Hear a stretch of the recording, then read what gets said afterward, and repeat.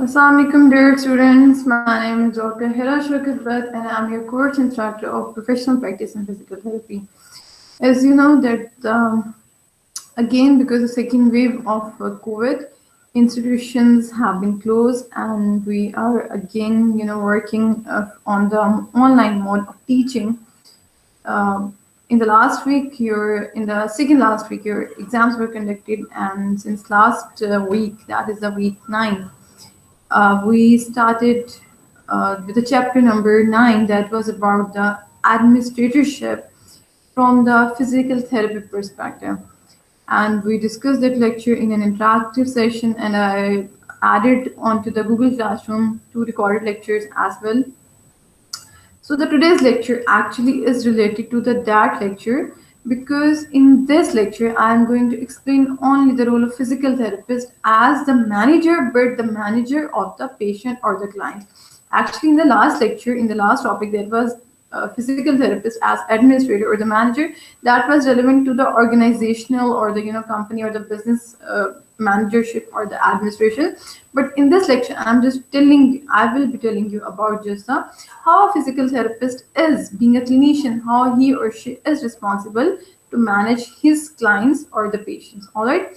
So today's most important thing I would like to tell you that if you want to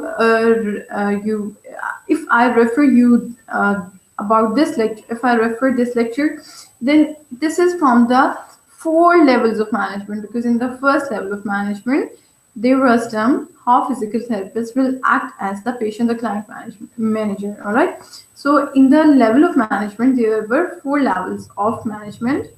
First one was physical therapist as patient or the client manager. Second one was the first line manager, in which he was looking for the organizational tasks that included budget, budget finance, or the human resource, operational tasks, and again, and the last one was documentation or the information. And afterwards, there was a mid-level manager who were actually the vice presidents or the directors of that organization, and afterwards they were the CEO. So this is the first line manager, which we will be discussing in today's lecture. All right. So the topic of the lecture or today's lecture is the physical therapist as patient or client manager. So let's start with the learning objectives. In today's lecture, we will discuss about the knowledge and the skills that can be used in the process of evaluation and diagnosis, prognosis, and discharge planning if a patient is reporting to you are working or you're sitting as a clinician in some hospital or some clinical setting. Then how we can develop as a healthcare professional, how we can develop referral relationships with other healthcare professionals, what are the technological advances or in terms of the tool, in terms of the physical therapy tools that are available for the physical examination or for the physical therapy intervention, and how we can develop the interpersonal relationships with the clients or the patient, or what is the patient-centered care. So these are the learning objectives of today's lecture. So let's start with the first slide. Again, the first slide, I just want to give you a very brief overview again, that being a clinician, being a healthcare professional, you are directly related to you will be directly interacting with the patient and being the patient, and in during that interaction, during that meeting with the patient, what you will do the assessment of the patient. The steps will be the same as that were of the patient management model. Obviously, being a clinician, you will ask a question from the patient that is known as the history taking. After taking the history, what we will do, we will go for the examination portion, and in the examination portion, we will go for the inspection, palpation, or specific or the special tests which are related to the assessment portion.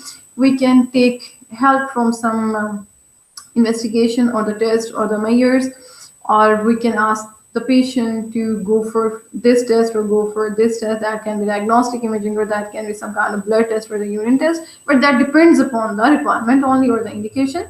And after the making a thorough examination, what we will do, obviously we will be start, there will be collection of there will be actually the collection of features of the patient's symptoms or the findings or the signs. So I will be directing towards some diagnosis or towards some I will be having some clues that this condition can be because of this or this can be because of this. For example, the If a patient is coming to you that I am suffering from low back pain and I am a computer operator, then you will be doing evaluation related to the occupational task, because he is a computer worker and he used to sit for a longer duration on the chair working on the computer.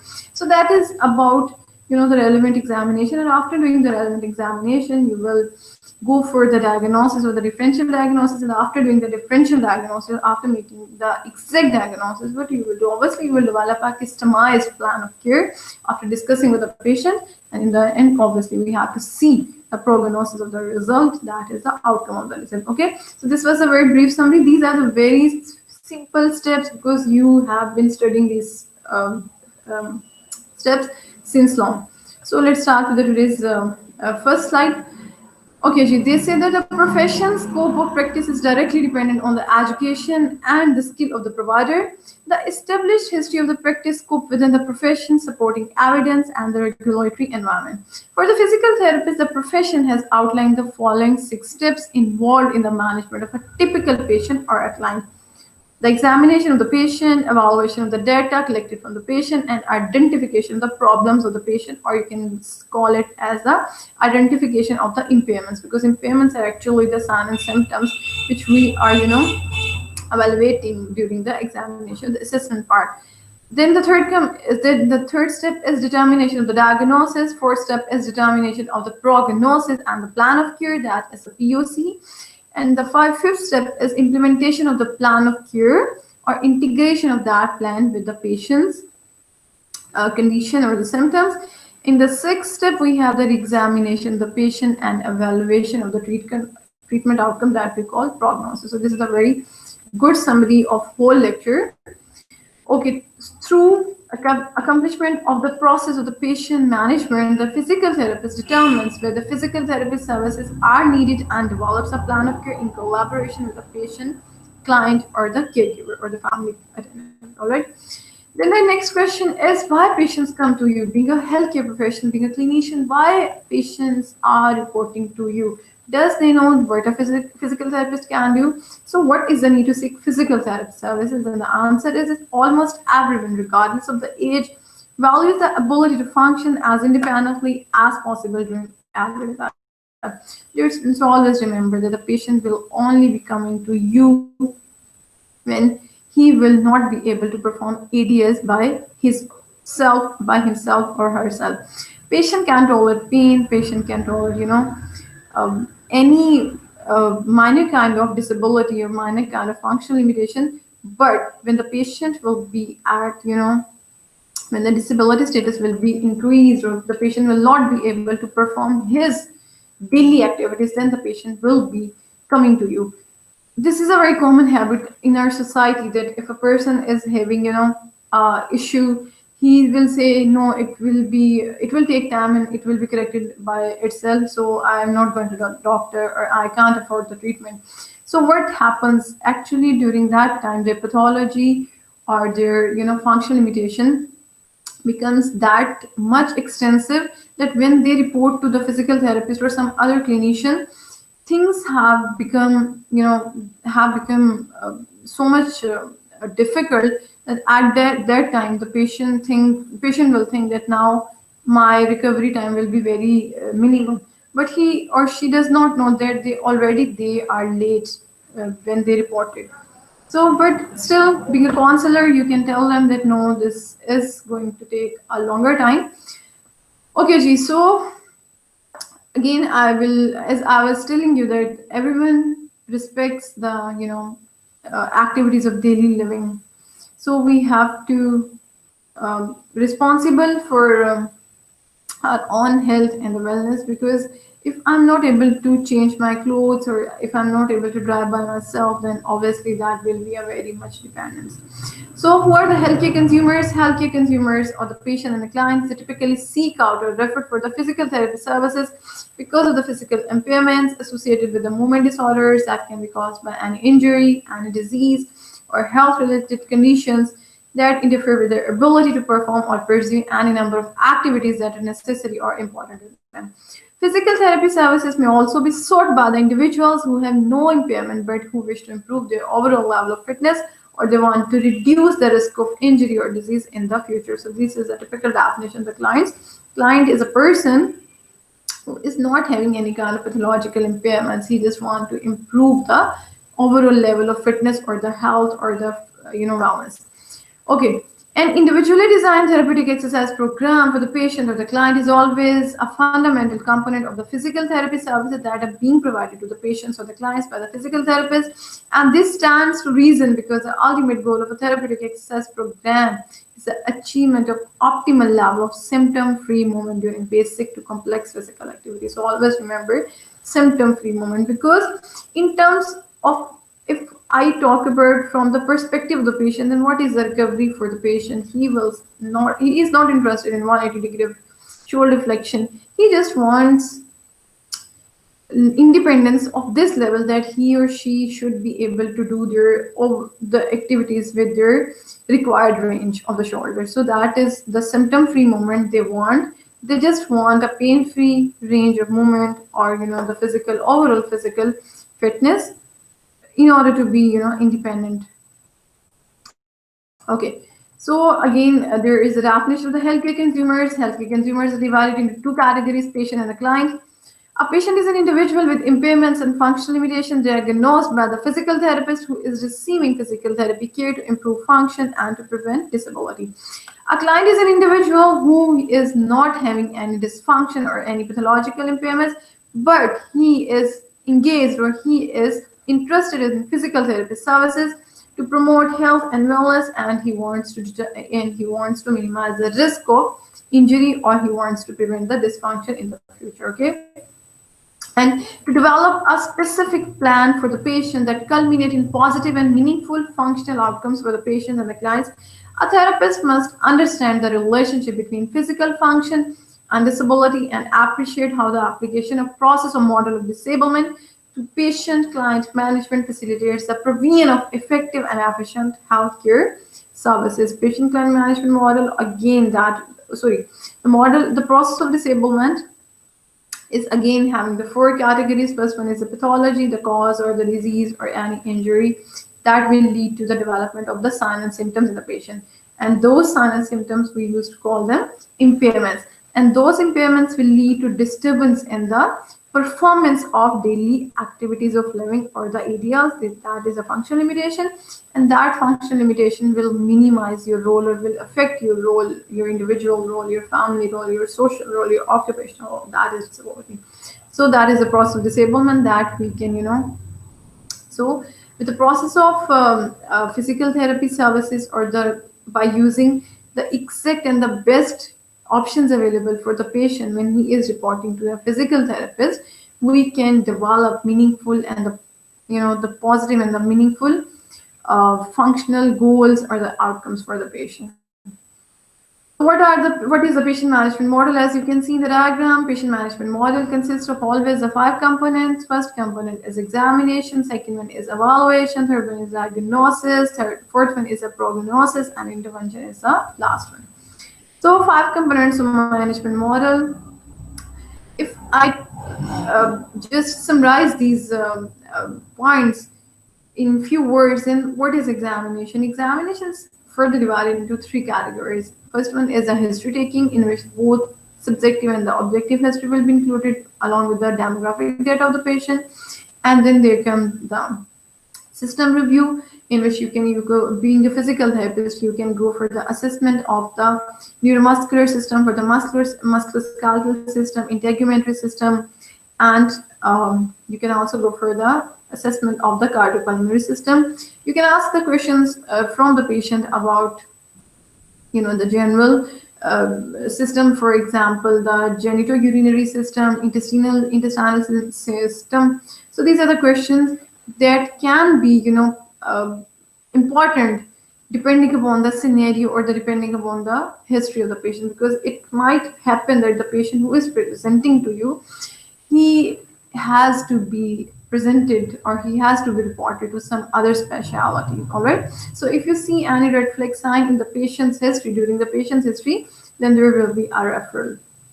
Okay, that is examination. I repeat, the examination further divided into the history, system review, and the tests and the measures that can include diagnostic imaging, any laboratory investigation, or the physical therapist, manual tests, etc.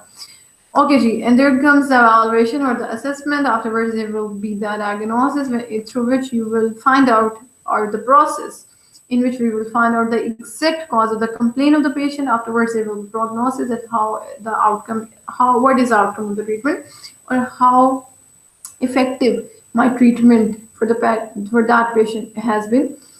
And what is the last one? That is a plan of care that will include all the goals, the objective for the patients, sorry, goals and all the outcomes for the patient, and the specific techniques, plans, or the exercises and the precautionary measures, and the short-term goals and the long-term goals. Is all the headings are summarized under the criteria of the plan of care. Therapeutic exercises are very important to improve or restore the individual's function or to prevent dysfunction. So a therapist, being a clinician or the healthcare professional, must integrate and apply knowledge of anatomy, physiology, kinesiology, pathology, and the behavioral sciences across the continuum of the patient-client management, from the initial examination to the discharge planning. So what is examination? Let's talk about the examination in detail. There are three distinct elements of the comprehensive examination. What is the patient's health history? What about the relevant systems review, in which I told you about? We can go for the cardiopulmonary system, we can go for the screening or the assessment of the neuromuscular system, we can go for the assessment of the musculoskeletal system, we can go for the assessment of integumentary system. And we can also ask questions from some other system if we want, in order to screen out the patient or in order to see the red flag sign or the yellow flag sign. Then we can take help from some specific tests and measures. So what is history? Let's define history. This is actually the overview of the current or the present history and the past information of we can call it the past medical history, or in the current information can be labeled as a present medical history. What subjective and objective data about a patient's present condition, general health status of the patient, health-related risk factors, and coexisting health problems that we used to call them comorbidities. While the patient has sought physical therapy services, was he referred or he has approached you by himself? And what about the source of information about the patient's history? They include self-reported health history questionnaire that can be the self-administered kind of questionnaire. You can do interview with the patient, you can do interview with the family of the patient, any family member of the patient, or a significant individual who is involved in the patient care or the guardian of the patient. You can review past medical records of the patient, because when the patient is reporting to the physical therapist or any other clinician, patient used to carry a bunch of, or the bundle of, the medical reports or the previous prescription slips and all the data. Reports from the reference sources we can check, we can see the comments of some consultants, or we can see previous prescription slips as well, or even we can ask from the patient that, have you ever seen some other healthcare professional or some other consultant or not, or what was their opinion or what was their diagnosis. So you can ask about the history from the patient, from the family member or the attendant of the patient, or you can review the medical record, or you can go for the referral sources or the comments or the previous prescriptions to the patient. And the second component of the examination portion is systems review. It is a brief but relevant screening of the body systems known as the system review. This is always more relevant to the physical therapy if we are checking the musculoskeletal system, neuromuscular system, cardiopulmonary system, or the integumentary system. But gastrointestinal or the genitourinary systems related questions can also be asked in order to evaluate or in order to screen out some history. A number of health related risk factors. Again, you have to go for this. But always remember that it is very much important for us to find out the risk factors, because once the treatment will be started and might be the patient will be recovered, but what if that risk factor again start pinching, or that risk factor, if that again start affecting my patient's health, then that will be a question that, being a clinician, it was my responsibility to rule out that risk factor in the initial examination or in the initial visit of the patient. in the initial interaction with the patient. What about the specific tests and measures? Physiotherapists will determine the aspects of the physical function because they require further investigations to the use of specific tests and measures, in which we can go for some special physical therapy test or the manual therapy test as well, in which you can differentiate the structure. Either the tendon is involved, either the muscle is causing some complaint problem, either the joint flexibility is decreased, or you have to go for the a differentiation of the structure. Is there is bursitis or there is tendinitis? So these tests can be used to differentiate between the symptom, or you can take help from some laboratory tests, laboratory investigation that can include the blood test or the urine test, depending upon the scenario or the history of the patient. Or you can go for the diagnostic imaging, in which there can be CT scan, X-ray, MRI, ultrasound, but still that again depends on the scenario of the patient. What are the guidelines for selection of specific tests and measures? That they must be valid, they must be reliable, and they must be responsive. These tests can be administered at multiple levels in order to find out, the improvement level. We have to choose tests that provide data specific enough to support or reject working hypothesis that was formulated during the history or systems review. We have to select tests and measures that help determine the types of the intervention. And to complete the examination in a timely manner, always try to avoid these things. And what are those points? Try to avoid collecting more information than the necessary information. All right. And try to make decisions in the initial stages of the evaluation or assessment. Better if you want to, if you want early recovery for the patient, then obviously being a clinician, it is always our duty to focus on the current symptoms and the history of the patient. But this is a very, logical point that we all must know. And what is this evaluation? Evaluation comes at the second point in the patient management model. Evaluation is a process that is characterized by interpretation of the collected data, and this process involves analysis and integration of information to make opinion by a series of decision making. By pulling together and sorting out subjective and objective data from the examination, a physical therapist should be able to determine the following things. What is the patient's general health status? What is its impact on current and potential function? What is the condition? What is the stage of the condition? Either it is in acute stage, it is the chronic stage, or it is subacute stage. What are the severity of the impairments? What is the extent of structural and functional impairments of the body systems and the impact on functional abilities, and which impairments are related to which activity limitation? What is the impact of physical dysfunction on social or the psychological function of the patient? What is the impact of physical environment on the patient's function? What is the patient's financial support? What is the mechanism of the patient's social support? What is the role of the family support in the overall, scenario of the patient? Okay, so this was about the evaluation. The last point for the evaluation is that the decisions during the evaluation process, they must suggest that additional testing by the therapist or another practitioner is always necessary before the therapist can determine a patient's diagnosis and prognosis for positive outcomes from the physical therapy intervention. Then comes diagnosis, that is the third part step.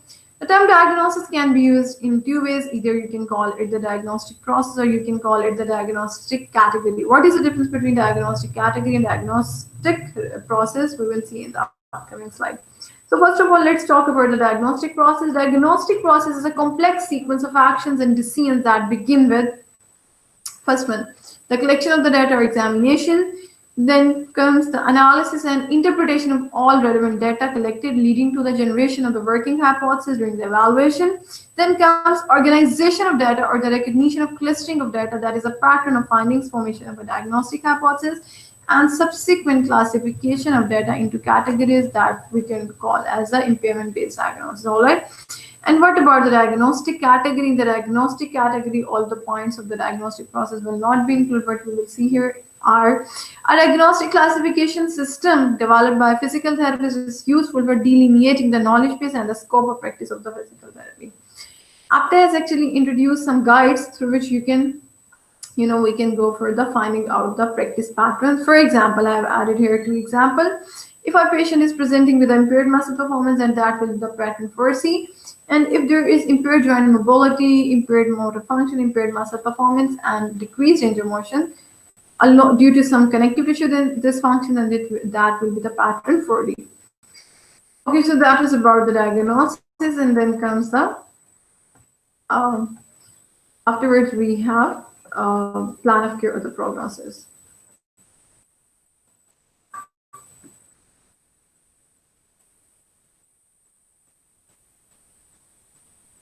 Okay, G, what is prognosis? Prognosis is always the outcome of treatment. You have started a treatment intervention or a plan of care. Either this is successful, or either this is effective in decreasing the complaint, or in minimizing the impairments of patient or not. That is prognosis.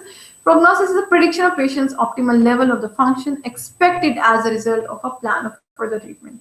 The factors that influence a patient's prognosis or the expected outcomes, they are: what is the complexity or the severity of the symptoms, what is the stage, either it is acute or subacute or chronic, when the patient is reporting to you, what is the patient's general health status, and what about the presence of comorbidities. Always remember, dear student, comorbidity will always worsen the symptoms, or the patient will be more vulnerable for the development of some specific pathology.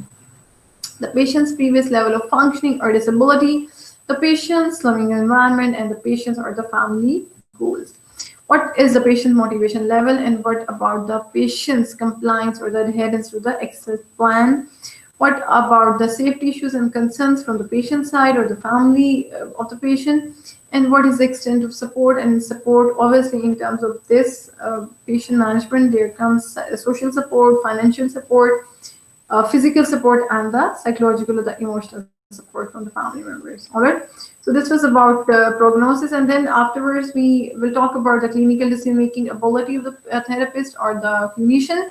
So always remember that the clinical decision-making ability is based on the 4 steps. First one is the what are the clinical expertise of the physical therapist, how much familiar he is with the condition, what is the knowledge of physical therapist about the evidence-based practice, and what is the healing rate of the tissue at the time of the reporting or at the time of the evaluation. All right. So these are the points. Actually, they will.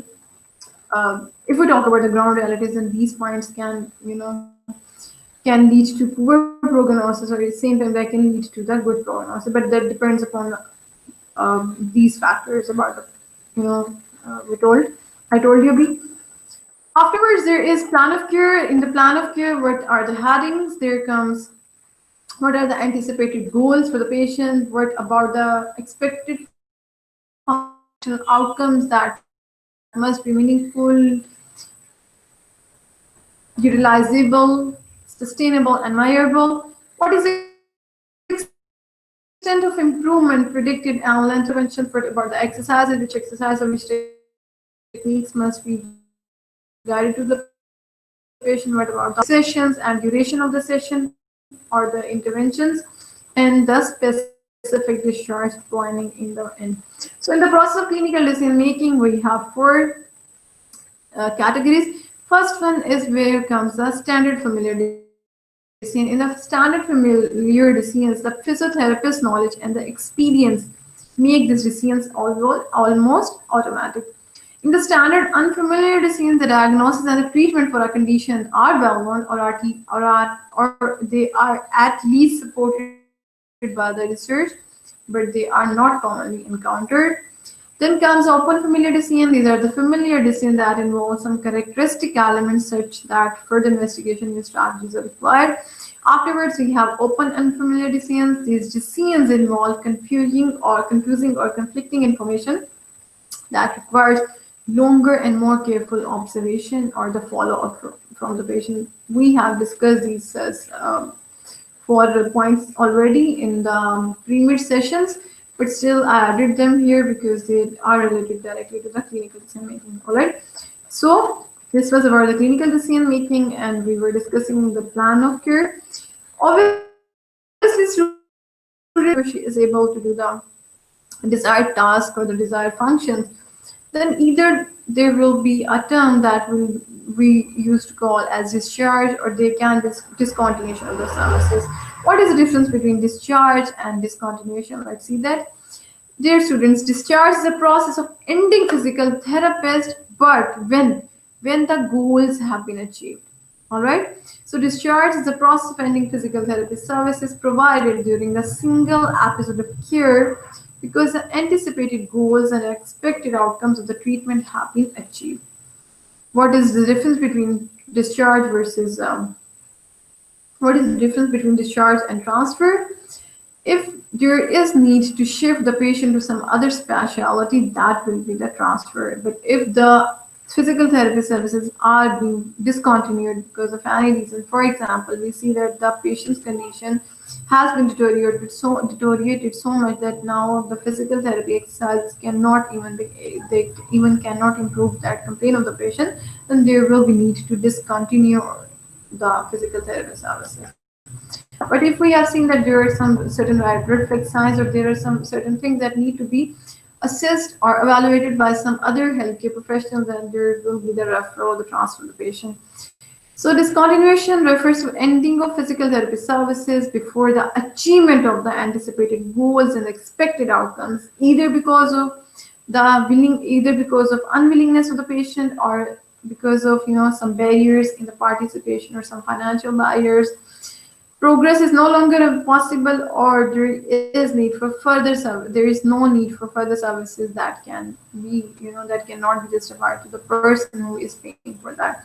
This was about the discharge versus discontinuation. Discontinuation will occur when the expected goals and the outcomes have not been achieved. But if they have been achieved, the expected goals and the outcomes have been achieved, the patient has the patient's recovery have been occurred of a significant level, then there will be the discharge. Okay. What about the referral relationships? Obviously, students, there is a very common term known as a multidisciplinary team approach. In the multidisciplinary team approach, we used to work being a healthcare professional or being a clinician. We used to work with the other disciplines as well. For example, if I give you example of the Department of Plastic Surgery, in the plastic surgery department, there are the persons who are directly dealing with the surgical component of the patient. There will be some persons, for example, the physical therapist who will be dealing with the physical rehabilitation of the patient. There will be the occupational therapist who will be dealing with the occupational training of the patient. So this is about the multidisciplinary team approach. They can be sitting at a place under one roof, or they can be sitting under different roofs.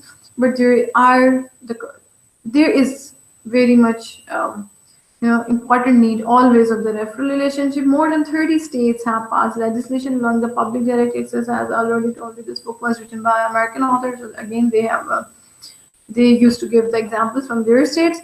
Physical therapists and the other physical therapists can go for the initial examination of the patient without any referral. OKG, evaluate and treat versus complete plan of care or no assessment, and there can be reimbursement right of the patient. What is reimbursement? Reimbursement is actually the paying back to the patient. There are two terms actually. One is refunding and other one is a reimbursement. In the refund, what we do, we return that's amount to the patient. In the reimbursement, in the exchange of money, we don't give them back their money, but we can give some other services in that amount. All right, that is reimbursement. What are the technological advances? Obviously, with the passage of time, there are massive technological advances that have been occurring in the field of physical therapy as well as in the field of the physical rehabilitation. Technological advances in surgical procedures, in the medical diagnostic criteria have been done. For example, there was a time when there was a traditional TKR with a long incision, but now orthopedic surgeons used to do minimally invasive approach. TKR MRI and disc herniation treatment was used. Pharmaceuticals also affect patient time management and physical therapy, considering new medicine can their effect on the movement functions such as homeopathy. In the previous, we have added some examples.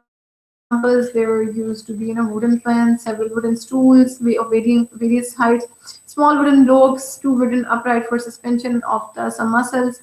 There used to be a head sling. There used to be large iron rings, pectoral stretches, pedal, McKenzie apparatus, several pairs of dumbbells and gloves, large removable mirror, hydrotherapy pot for the showers, douches, and the sprays, cleaning with accessories, portable high frequency machine of the that time with accessories were there.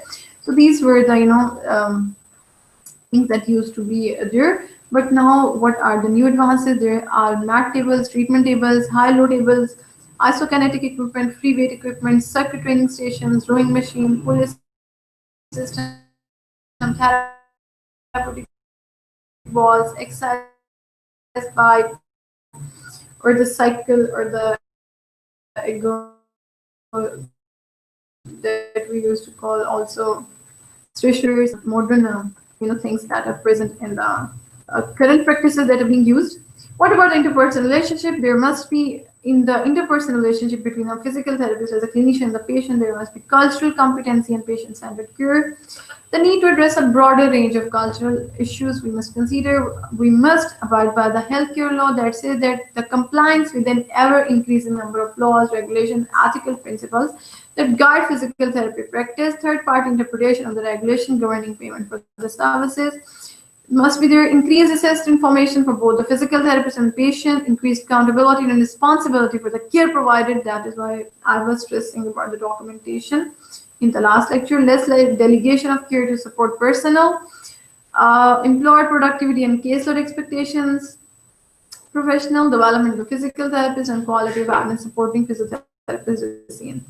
So this is the last topic of today's lecture. Let's talk about the participation method assessment instrument. What are the major points? There must be patient preparation. There must be clarification of concerns. There must be some specific open questions, and there must be goal setting. Let's just give a read to them because I have taken that screenshot from the book. In the patient preparation, physical therapy services are explained to the patient. The patient is verbally prepared for initial and ongoing treatment. Assessment purposes and procedures are presented to the patient, family, or significant others. Assessment purpose and procedures are presented in a manner consistent with the level of understanding of the patient, family, and significant others. Assessment findings are discussed with the patient, family, or significant others. Assessment findings are discussed in a manner consistent with the level of understanding of the patient family. The ways in which the individual is to participate in goal setting and treatment planning are discussed unless such participation is contraindicated and patient is informed of the nature and potential outcomes of the treatment. What about the clarification of concerns? That the topic of exploration of concerns is introduced, the patient's concerns are elicited. Open-ended questions are used to gain more specific information about concerns the patient has expressed. Clarification is used to gain more specific information of the patient's concerns. If we talk about the question or statement, the patient is asked to establish priority concerns. As you know, that is according to the contemporary practice, that is evidence-based practice. The patient's major concerns are confirmed, and the patient's preference is always given, major significance or in the development of the plan to the patient. And what about the goal setting? The topic of exploration of goals is introduced. The cooperative role of the patient in goal identification is explained. The physical therapist collaborates with the patient, family, or the significant others to establish goals. The patient's stated concerns are incorporated in the exploration of goals. Additional goals not identified by patient but relevant to the person's rehabilitation are explored or explained. The anticipated goals are presented to the patient, family, or significant others, and goals are presented in a manner consistent with the level of understanding of the patient, family, or the significant others. So this was about the student. This was about the patient management, or you can call that patient or the client manager. So I hope these things are clear because this was very much simple topic because the patient management you have been studying you have been learning since your fifth semester, and in the even in the SCPs you are managing the condition either on the full basis or as a, or on the whole, or as a, as a student. So this is about the management of the patient. If you have any question, then you can ask me in the next lecture, and inshallah I will announce the second assignment from this lecture, and I will upload that assignment. So for today it is enough, and thank you so much. Thank you.